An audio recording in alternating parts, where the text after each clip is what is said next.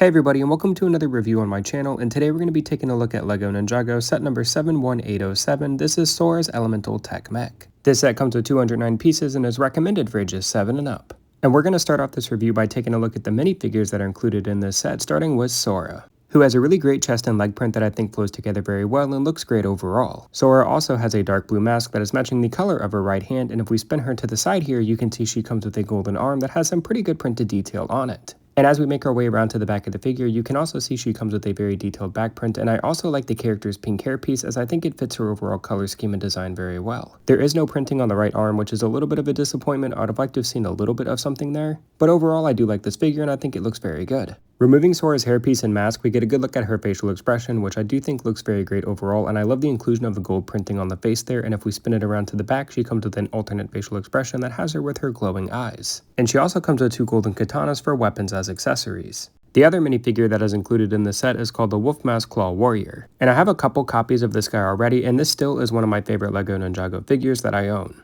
I do like the detail of the chest and the leg print, but my favorite part about this figure has to be the dual molded wolf mask and that dark and light blue color scheme. And as we make our way around to the back of the Wolf Mask Warrior, you can see it also has a good looking back print as well. If I have to give one critique about this figure, is I do wish it did have some arm printing for just that little bit of extra detail, but other than that, this is a great looking figure. The Wolf Mask Warrior also comes with two different facial expressions, which is always nice to see. This figure also comes with a couple different accessories, the first of which are these gray claws that can attach to the figure's hands. And as we spin the figure around to the back, you can also see that there is this back piece that is made up of various different parts. I'm not 100% sure what this is meant to represent, as I've never seen the LEGO Ninjago show, and yes, I'm aware I put it upside down. But with the two minifigures out of the way, we're now ready to talk about the most important part of this set, the tree. All jokes aside, I'm pretty sure that this tree was thrown in just to bump up the piece count, but it is relatively solid for what it's trying to be. I do like the color of the leaves, and you can see that this build also comes with a clear rod that you can attach a figure to have it attacking in the air. Now we're finally ready to talk about the main build that is included in this set, which is Sora's Elemental Tech Mech itself, which I think has a really solid color palette that matches perfectly with the Sora minifigure that it comes with.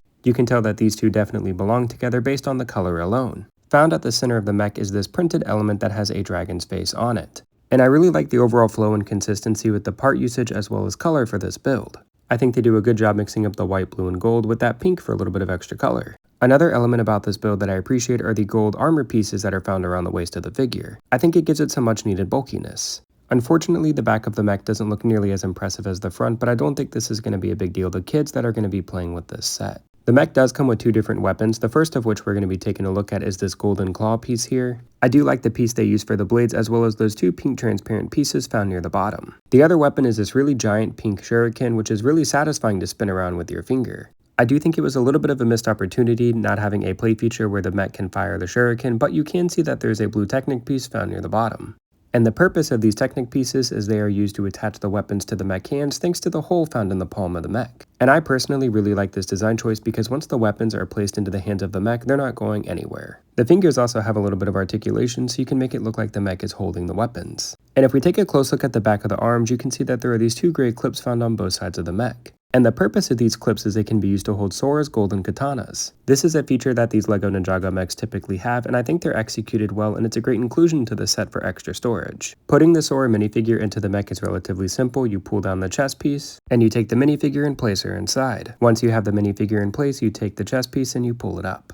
And I think Sora looks great when she sits inside the mech, and again, her colors flow together very well with the mech overall. As far as articulation goes, the mech does come with a relatively decent amount of it. Both of the shoulders are on ball joints, so the arms can be lifted up and rotated inward or outward. Using the ball joint in the shoulder is a good move in my opinion, as it offers for a wide variety of range of motion and posability. And one of the things that I always mention with these LEGO Ninjago mechs is while I do appreciate the articulation in the shoulder, there is no articulation in the elbow, which of course can limit the amount of poses that you're able to put this set into. The waist of this build does come with some articulation. You're going to see me pick up the mech, and the torso can be rotated left and right. When rotating the mech, the gold blades found on the back of the arms can get in the way, but luckily they're also on ball joints so they can be moved up and down and rotated around as well. This was a really nice surprise, and I think it was a good move on LEGO's part to allow the pieces to move to get them out of the way.